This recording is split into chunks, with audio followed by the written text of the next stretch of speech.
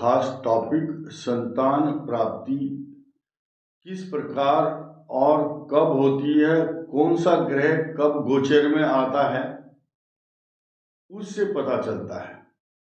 आज हम उस पर चर्चा करेंगे। ज्योतिष शास्त्र में इसके बारे में कई हजार विद्वानों के अलग अलग मत हैं, लेकिन सबका निचोड़, सबका सारांश क्या कहता है और सिद्धांत क्या कहता है, उस पर हम चर्चा करेंगे।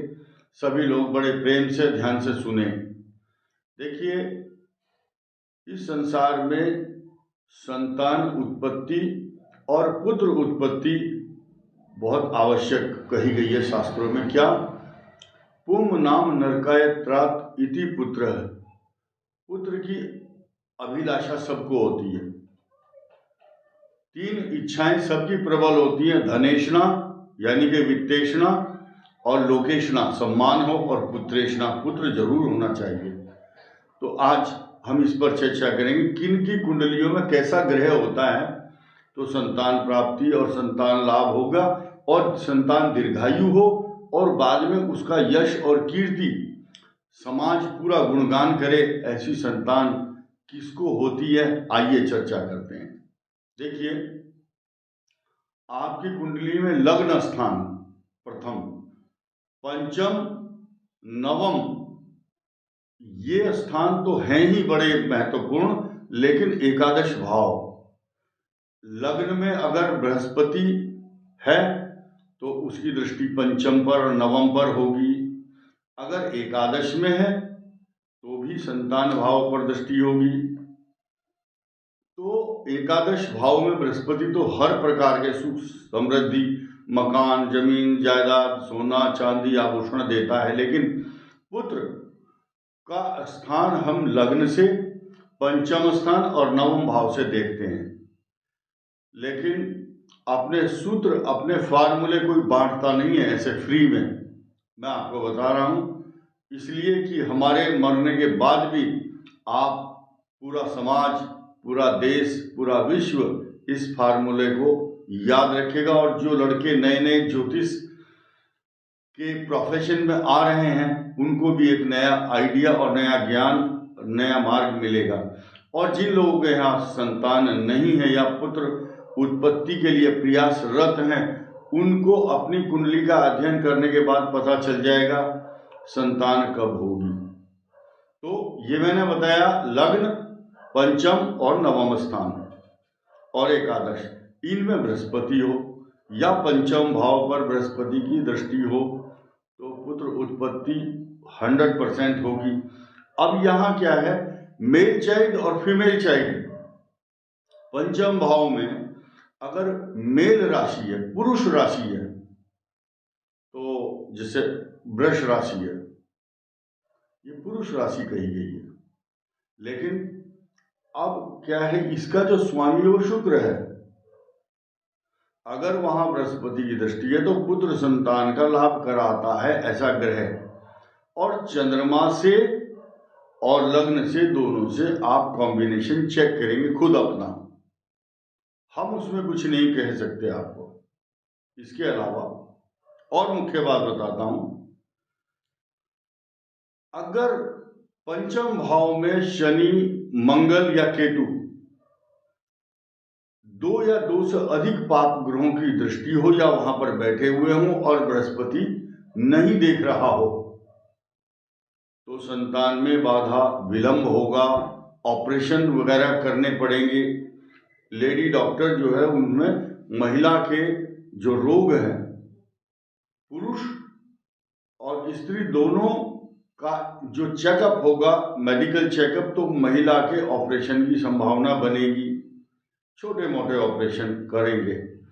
इसके अलावा जो पंचम भाव है उसका स्वामी अगर उस स्थान से, भावात भावम का सिद्धांत लागू होगा यहाँ पर, लघु पाराशरी का, पंचम भाव का स्वामी वहां से तीसरे, छठे, 8वें और 12वें स्थान में होगा तो संतान के उत्पन्न होने में या पुत्र उत्पत्ति में बाधाएं, परेशानी, विलंब होगा।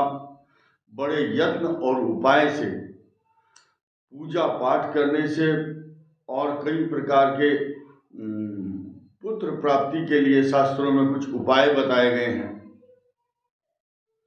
तो उस उपाय के करने के बाद संतान का लाभ होगा। भगवान श्री कृष्ण की पूजा करनी चाहिए। उस पति पत्नी को अपने कमरे में भगवान कृष्ण, भगवान विष्णु, भगवान राम के बाल रूप का चित्र अपने रूम में जरूर लगाना चाहिए। उस स्वरूप को पत्नी आपकी और आप स्वयं देखते रहें, उनके दर्शन करें बाल रूप का, और बाल रूप का कोई भी एक श्लोक, मंत्र ऐसा जाप कर सकते हैं। श्री कृष्णाय गोविंदाय नमो नमः, ओम नमो भगवते वासुदेवाय, ये कुछ मंत्र हैं। और भगवान विष्णु का मंत्र है सबसे प्रसिद्ध, तो शशंख चक्रम सकिरीट कुंडलम सपीत वस्त्रम सरसीरुक्षणम सहार वक्षस्थल को शुभश्रियम नमामि विष्णु शीर्षा चतुर्भुजम। चारों तरफ से सब सफलताएं आपके द्वार पर होंगी। तो ये पुत्र उत्पत्ति का मैंने एक साधन बताया। इसके अलावा भावात भावम के साथ साथ देखिए, मैंने आपको बताया लग्न से, चंद्रमा से पंचम भाव बृहस्पति, और सूर्य से पंचम और बृहस्पति से पंचम जहां भी स्थित है, उस भाव में कौन सी राशि है, मेल राशि है या फीमेल। कई बार पंचम भाव चंद्रमा से, सूर्य से या लग्न से अगर द्विस्वभाव राशि है और उसका स्वामी भी द्विस्वभाव में बैठा है और द्विस्वभाव में बैठा हुआ ग्रह कोई देख रहा है, तो दो संतान होती है, जुड़वा, या तो दो पुत्र होंगे या दो पुत्रियां होंगी या एक पुत्र एक कन्या होगी। ऐसा ग्रहों का विश्लेषण शास्त्रों के आधार पर कहा गया है। तो आज हमने जो आपके लिए विषय बना है, चुना है आपके लिए, तो आपको इसमें ध्यान देना योग्य बात एक बहुत खास ये है कि अगर पंचम भाव का स्वामी अस्त है या वृद्ध अवस्था में है या बाल्य अवस्था में है, तो उसका प्रभाव भी, उसका बल अबल देख करके ही प्रेडिक्शन करना जरूरी होता है। ऐसा नहीं है कि जो हमने अपने मुख से बोला, एक जनरल बात की है हमने, आप इसको पत्थर की लकीर मत समझें। अपनी कुंडली का जो विश्लेषण है उसमें ग्रह है, बृहस्पति है, सूर्य है, जो भी है, पंचम भाव का स्वामी, उसका गुण, उसका बल, उसकी डिग्री, उसके अंश देख करके ही अगली बात का निर्णय करना चाहिए, ऐसा शास्त्रों का कथन है। तो आज इस संतान उत्पत्ति का जो समय है उस पर हम चर्चा अब करने वाले हैं। नई बात क्या है, मैंने आपको एक साधारण सा सिद्धांत बताया, लेकिन जब ग्रह गोचर देखते हैं हम, अभी आप देखेंगे कि बृहस्पति मेष राशि में आने वाले हैं। कब आएंगे? 22 अप्रैल को। तो किस किस के लिए लाभदायक होगा?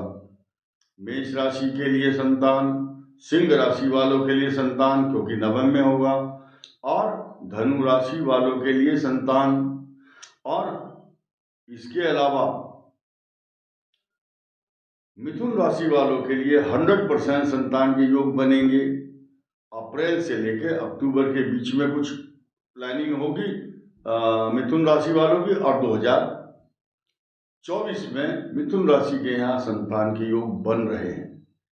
अभी 22 अप्रैल से पहले कर्क राशि और वृश्चिक राशि, मीन राशि, इनके लिए संतान के योग बन रहे हैं। कन्या राशि वालों के लिए क्यों? क्योंकि जो मकर लगन है या मकर राशि है, उसके तीसरे भाव में जो बृहस्पति है, उसकी दृष्टि भी जब भाग्य स्थान पर पड़ेगी तो वो भी संतान का लाभ कराती है। और इसके अलावा फिलहाल जो समय चल रहा है, वृष राशि वाले महिला हों या पुरुष हों, उनके यहाँ संतान का योग इस टाइम प्रबल रूप से बना हुआ है और चल रहा है। तो आप लोगों को सबको बहुत बहुत शुभकामनाओं के साथ कि आपके यहाँ संतान लाभ हो, पुत्र प्राप्ति हो और आप हमेशा प्रसन्न रहें, सुखी रहें। अगर कोई संतान गंड मूल नक्षत्र में होती है तो उसकी शांति अवश्य करानी चाहिए, नहीं तो आगे उसके जो अगली जो जनरेशन है उसके लिए प्रॉब्लम आती है, ऐसा शास्त्रों का कथन है। धन्यवाद, नमस्कार।